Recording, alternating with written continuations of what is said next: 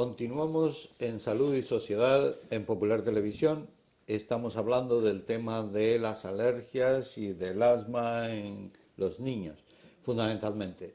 Estamos aquí con el doctor Isaac Álvarez en su consulta aquí en Calderón de la Barca y Isaac, hemos hablado un poco de los síntomas, hemos hablado un poco de lo que era la alergia, el asma y ¿cómo sabemos, cómo lo diagnosticamos? Es muy fácil. Lo primero, la historia clínica. El diagnóstico se hace fundamentalmente por la historia clínica, sabiendo un poco la clínica que te comentaba de tos, fatiga, acompañado de la rinitis, con picor, con estornudos, con saludo alérgico, el frotarse la nariz. Luego, una vez que tienes esa sospecha de alergia, se confirma mediante pruebas alérgicas, que pueden ser directamente en la piel, en PRI, que es lo que se ha hecho siempre, son muy fidedignas, son tan fidedignas como las en sangre, puede ser directas o indirectas, hay distintas técnicas, desde el PRI, escarificación intradérmica, o el PK, que se utiliza fundamentalmente en niños con dermatitis atópica, en las que no se puede, porque darían falsos positivos, realizar las pruebas y hay que extraerle sangre, y a un familiar que no sea alérgico, inyectarle suero, esa sería la forma indirecta. Y luego la determinación en sangre. A partir de los años 90 se cuantifica en sangre la IgE, tanto total como específica, y te determina, lo que pasa que, bueno, son kits preestablecidos en que te traen, por ejemplo, 30 alimentos, 40 alergenos, pólenes, etcétera, o incluso kit para otro tipo de pruebas, como puede ser los contactantes de la espalda, que es otro tipo de diagnóstico, colocando un parche en la espalda en las alergias a contacto, por níquel, por cromo. ¿Estas pruebas se hacen en todo tipo de alergias, aunque no tengan asma? Bueno, si tú tienes un niño con alergia, un niño pequeño con alergia y sospecha de alergia a alimentos, pues se hacen un tipo de pruebas, concretamente los alimentos que en ese momento esté tomando y se puede confirmar o no en sangre. Si la prueba te da positiva, ya en PRIC no es necesario recurrir a sangre, que es bastante caro. Si te da negativo y tienes una certeza, nunca, es más a la inversa, que te dé positivo y no te dé positivo las pruebas. Y bueno, es una de las técnicas que... Con eso lo dejas diagnosticado y dices, sí, esto es una alergia a ácaros, a pólenes, y esto a alimentos, a epitelios de es lo que le origina la causa, el asma. Sí. Y entonces, ¿ahora cómo lo tratas? Lo primero es, por ejemplo, si es alérgico a un alimento, hay que suprimir el alimento y sustituírselo. Si tiene sustitución, por ejemplo, la leche de vaca se sustituyó en su momento, y aquí cuando se empezó con la leche de soja, hoy hay otros derivados y otras leches. En una fruta suprimirla, en un pescado suprimirlo. Los alimentos es la supresión o sustitución por otro tipo de alimentos, la soja o, como te digo, otro. En cuanto a los inhalantes, ácaros, vacunas y control ambiental. Ese es el tratamiento. Control ambiental, disminuir el entorno, sobre todo en el dormitorio, porque los ácaros se alimentan de la caspa y la piel que nosotros vamos dejando. Producimos 1 gramo de escaras al día, y ese es el alimento. Estudiado, por ejemplo, la cocina es donde menos ácaros hay, pero en las habitaciones sí, incluso entre los colchones, en los rebordes de los colchones. Entonces hay que disminuir el número de ácaros con un control ambiental riguroso, con un ambientador, bueno, con un aspirador. Hay unos aspiradores para potentes, colchones y para... Sí, ya los hay hoy día ya. Todo lo mismo que hay unos jabones para lavar a los perros y a los gatos en casa, que disminuyen el número de ácaros y los epitelios, porque bueno, los ácaros y los perros también dan unas faneras, pero por ejemplo las peceras, yo he tenido algún caso de algún niño que mientras no le suprimimos la pecera del dormitorio no mejoró, pero para llegar a ese diagnóstico hay que ver por qué va mal, etcétera, pero es son hechos aislados que pueden influir desfavorablemente para la evolución del asma. Le evitas el alergeno. El alergeno, o sea, lo que le provoca la alergia. Y además de eso, ¿le das La alguna vacuna. medicación? Vacuna. Vacuna. Vacuna. Vacuna. Hoy día, ¿Y la vacuna qué efecto hace? el tratamiento médico tiene que tener un principio y un final. Todo tratamiento preventivo, la palabra malodita, preventivo o profiláctico, tiene que tener un principio o un final. Hasta que o le hagas un estudio o lo sometas a vacunas. ¿Y me preguntabas? No, que esas vacunas, ¿qué efecto hacen en el cuerpo? Es decir, una vacuna contra... si yo soy alérgico a ácaros, por ejemplo, me das una vacuna para los ácaros, pero ¿qué hace? ¿Que mata todos los ácaros que yo Mira, tengo te decía, contacto? ¿O qué te hace? decía, te decía, cuando hay una reacción alérgica se produce una inmunoglobulina IgE, que solamente se produce en esas personas. La función de una vacuna hipoalérgica para la alergia, lo que hace es fabricar unas inmunoglobulinas IgG que bloquean a esa inmunoglobulina y hace que no llegue la IgE, no llegue a la célula. Lo que hace es que bloquea y hace como una especie De pantalla. de pantalla para que no llegue a la célula y no se liberen las sustancias histamina de los mastocitos. O sea que lo que hace es bloquear la llegada de IgE. O sea que no la va eliminando. No, la neutraliza, no la elimina. O sea que la vacuna sirve para neutralizar Neutralizar lo que provoca la reacción esto es. alérgica. Y si tú vas disminuyendo el número de ácaros, la producción de IgE va disminuyendo, necesitas, y la efectividad de la vacuna será mayor, porque necesita menos... esto es un antígeno, la fabricación de un anticuerpo. ¿Esto sería un tratamiento definitivo o a largo plazo? Es un tratamiento que dura entre 3 y 5 años. Pero cuando viene el paciente normalmente le das alguna otra cosa, cortisona, No, mira, los sprays. Las cosas van por modas. Yo te puedo decir un trabajo que hicimos nosotros en el año 92, para un memorial arte. Hicimos un trabajo de estudiar 50 pacientes que luego se extendió a 100.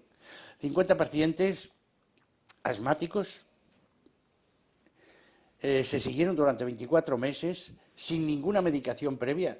En aquel momento se estudiaba al paciente, no había tanta presión, no había medicación concomitante, no teníamos los inhaladores que tenemos hoy, esa es la verdad, y aquellos pacientes se pudieron estudiar durante 24 meses sin medicación concomitante. Y te puedo decir más o menos los resultados. Así, a grosso modo. El 80% de los asmas extrínsecos en niños mayores de 5 o 6 años eran de origen alérgico. ¿De acuerdo?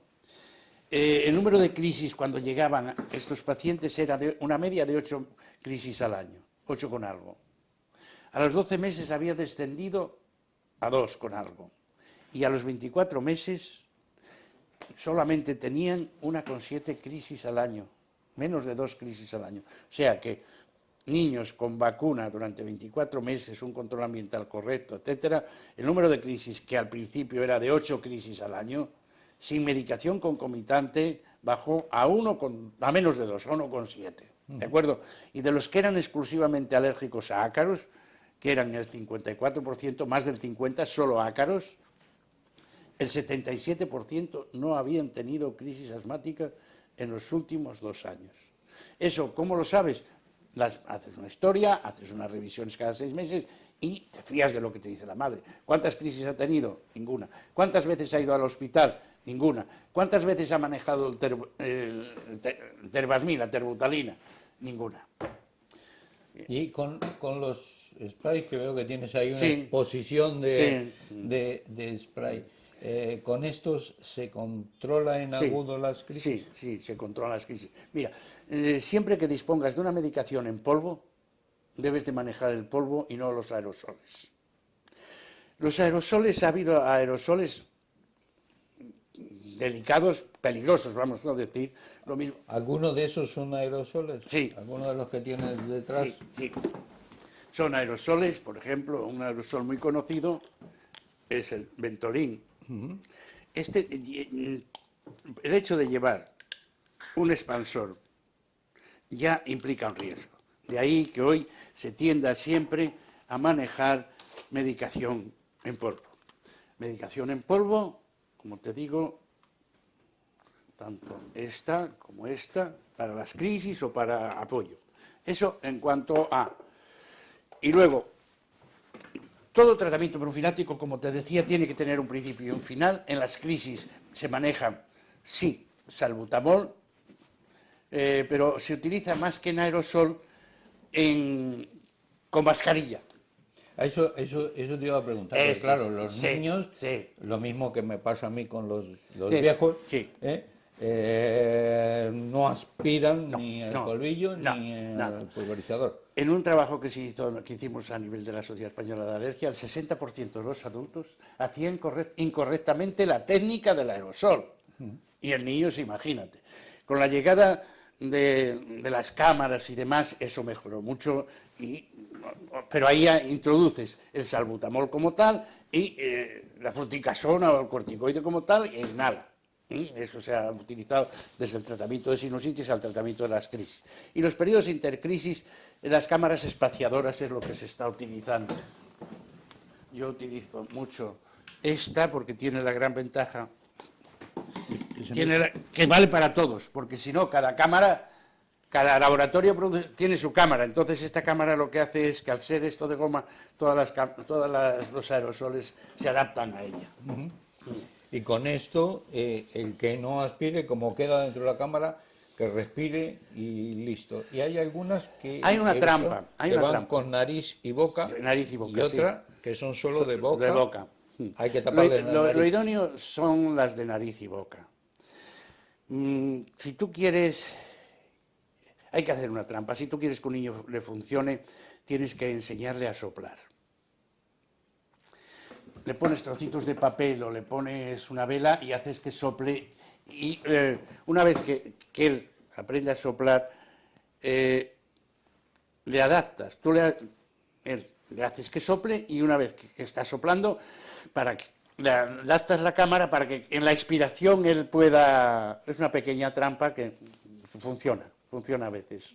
Sí, porque yo he visto que cualquiera de los otros sistemas muchas veces no les llega a los pacientes. No llega a los bronquios. ¿Y qué hacemos con el niño que es asmático? ¿Qué cuidados tienen que tener en el colegio? Porque muy bien, tú aquí en casa le cuidas los alergenos, le cuidas el medio, le cuidas el ambiente, pero el niño tiene que ir al colegio.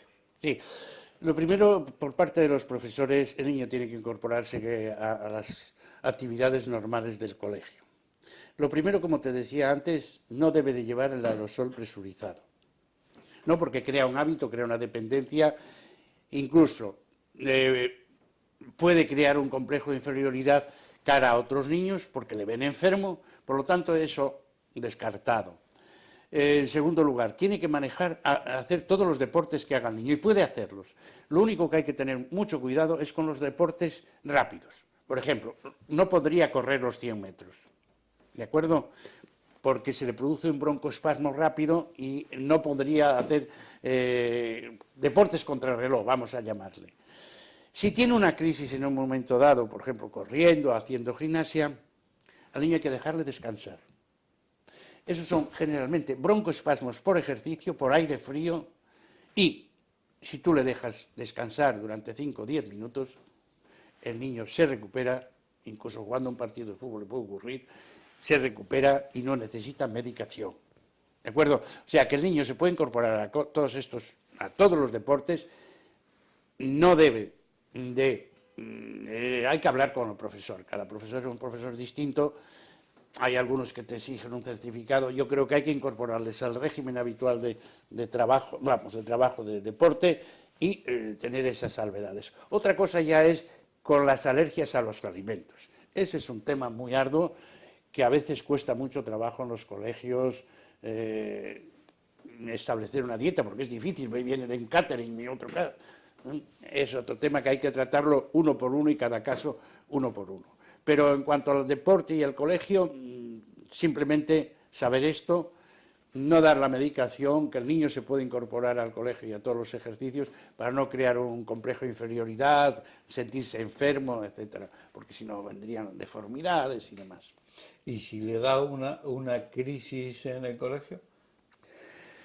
Pues mira, si le da... ¿Qué hace el profesor? Porque claro, el profesor dice, sí, todo eso está muy bien, pero ¿y yo qué hago si el niño empieza a fatigarse?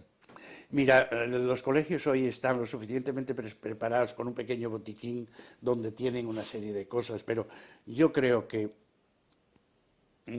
tú no debe de... Porque una de las preguntas que tú me haces en el cuestionario es, ¿cuándo hay que llamar al médico? Eso. Y yo te diría, nunca. Así de buenas a primeras, nunca.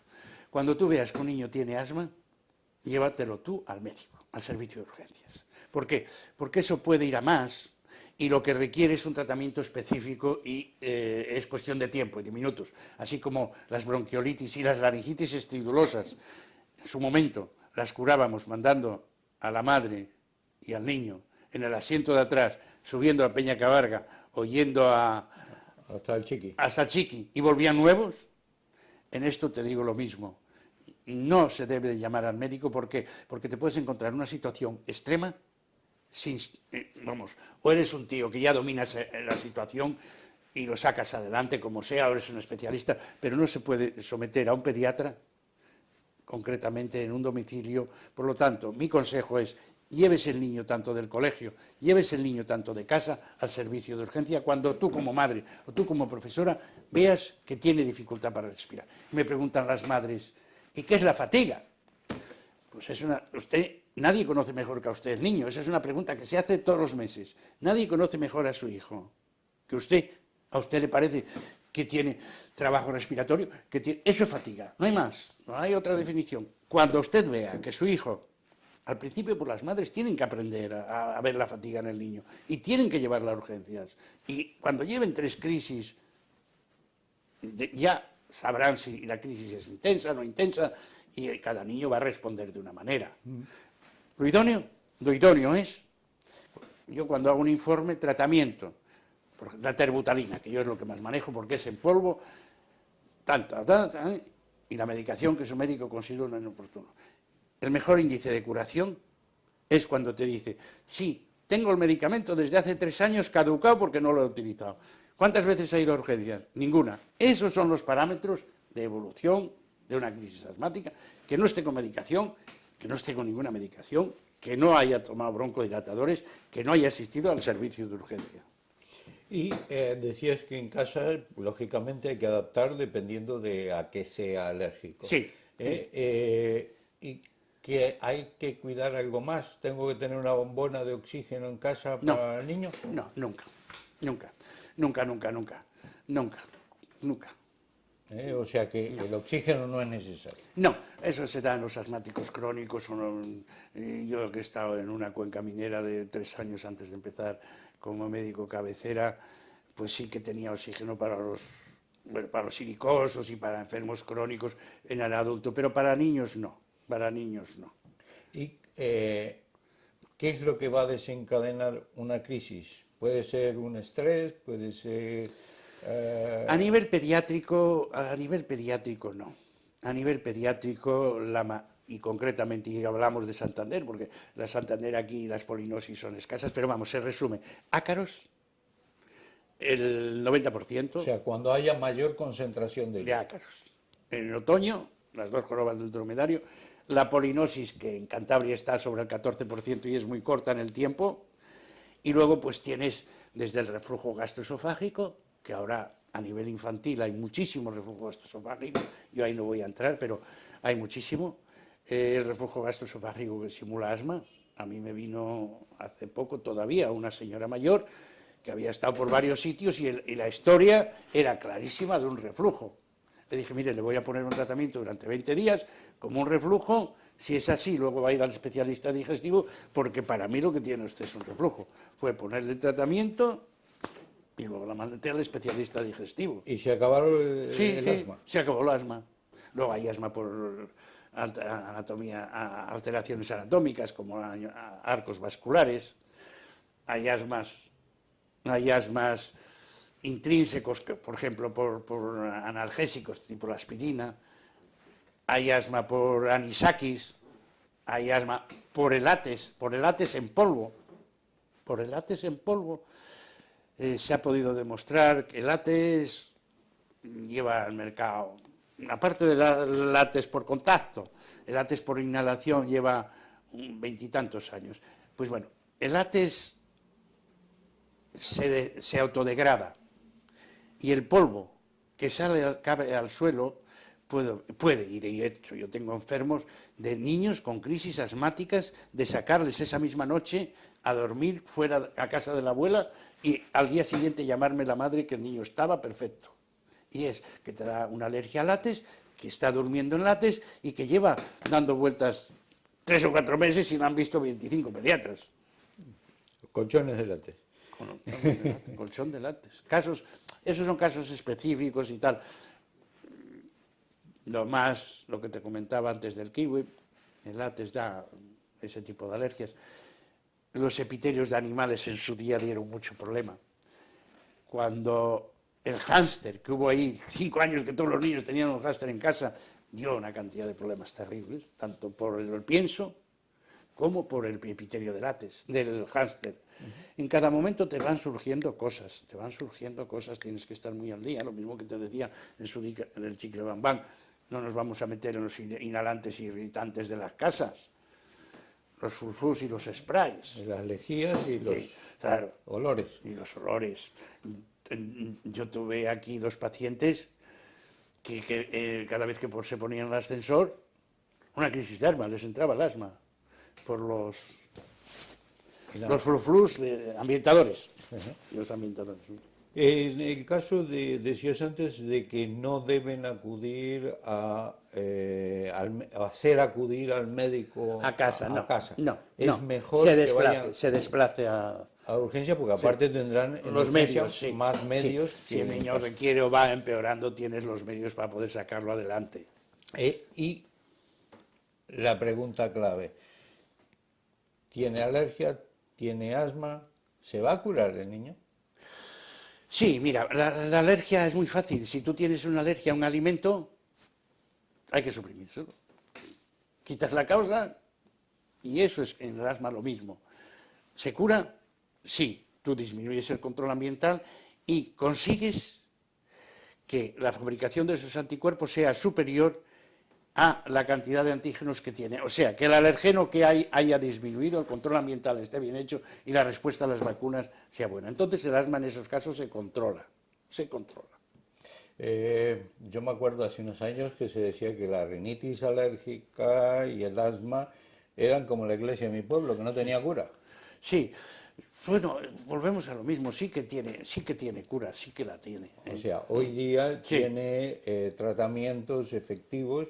¿Y qué consejos podemos darle? Te cuento, yo es un ejemplo que será mucho en Cantabria. Paciente de consulta, empieza la carrera universitaria, se va a Madrid, se va a Pamplona, se va a Palencia, desaparece su asma. Porque no hay suficiente cantidad de ácaros no hay Intel suficiente, desaparece, curado.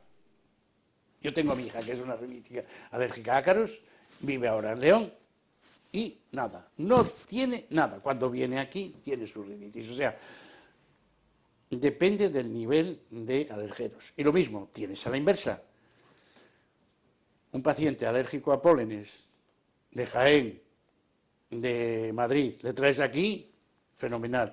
Tú coges 100 estudiantes no alérgicos a nada y te los mandas a Jaén, sabes que cuando los recojas en junio, el primer año se sensibilizan y el segundo año traes a 10 asmáticos al polen del olivo. O sea que todo, los que mandábamos a los sitios secos, era porque había menos ácaros, ¿de acuerdo? Y cuando los mandamos a un sitio donde hay muchos pólenes, el segundo año, el 10%, estadísticamente está demostrado, te vienen alérgicos al polen del olivo. Son anécdotas y episodios que te ha ido dando la vida, que no vienen en los libros, pero que es así. ¿Y qué consejos le puedes decir ahora a unos niños o a unas madres más bien sobre que tengan un niño con este problema? ¿Qué tienen que hacer? Si es un niño mayor de 4 años, si tiene rinitis alérgica, con estornudos, con picor nasal, con agüilla, con el saludo alérgico, y te hace esporádicamente crisis de asma, lo más frecuente, es que sea alérgico a los ácaros. Tratamiento que hay que hacer, control ambiental y vacunas. Estudiarlo, descartarlo, bien en un centro hospitalario, en un plan privado, bien por pruebas, un estudio, simplemente debe de ser sometido a un estudio. Luego, el tratamiento que siga el que quiera, pero el crío tiene derecho a saber si es alérgico o no y a qué lo es, y el comportamiento. Te explico, y podríamos, porque cada vez surge una cosa nueva. ¿Qué problema tienen los niños que tú mandas a estudiar a Madrid, que se te hacen alérgicos a pólenes, o los polínicos de aquí, que se juegan mucho porque la polinosis es en época de exámenes? Entonces tienes que poner un tratamiento profiláctico. Entonces cada paciente es un paciente distinto, tienes que estudiar cada caso, no hay dos casos iguales. No es lo mismo que viva en un piso intermedio que no viva en un ático. No es lo mismo que viva... Mira, los enfermos de Ampuero son unos enfermos peculiares. Viven al lado de la ría, muchos de ellos. Y los que viven al lado de la ría son enfermos complicados. Se desarrollan unos mohos, eso yo también lo viví en Bilbao, unos mohos que no se dan y que hasta hace poco no los teníamos en el diagnóstico y no los teníamos en el tratamiento. Pues nada, don Isaac, tenemos que terminar. Muy bien. Muchas gracias. Gracias a vosotros, gracias a vosotros por informar a la gente de todos estos problemillas. Hemos hablado aquí en Salud y Sociedad sobre este tema de alergias, aquí que nos has recibido en tu consulta, así que muchas gracias. Gracias a vosotros por la labor que estáis realizando de divulgación. Y señores, aquí acaba este programa de Salud y Sociedad en Popular Televisión. Muchas gracias.